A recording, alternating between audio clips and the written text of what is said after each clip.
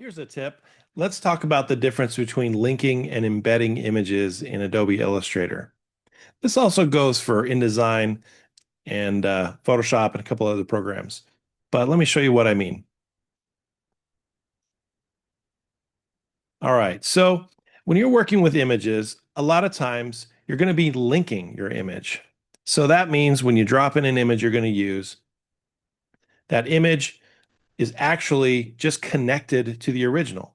So what does that mean? That means that if you save and move this Illustrator file that you've created and you move it to a USB drive or something else, for example, you're going to get a little error message that says linked file missing when you reopen it on another computer or send it somewhere else. Now, that happens when you have linked an image but not embedded the image. So if you want to make sure that your image travels with your file and it doesn't get lost, we have something called embed. All right.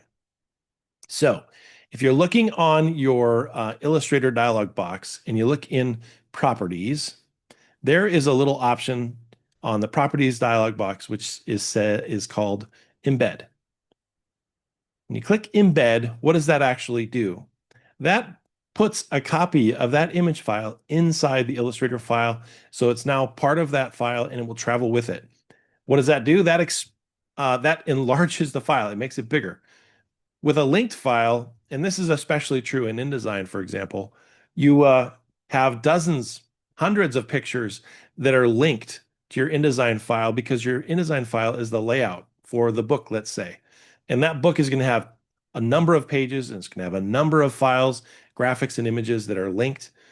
That means that when you send that file to press or you move it to archive it, when you send that InDesign file by itself and you don't include all the separate images that were linked or placed on that file, then they get lost and you get all of these missing links.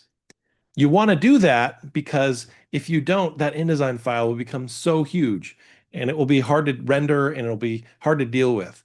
So it's very common to just have files linked, but you always have to remember to keep those files together. So my tip for you is make a folder, put your Illustrator file in there and put those pictures in there too. Or put your InDesign file in there and put all those graphics as well. Don't separate them, keep them all together.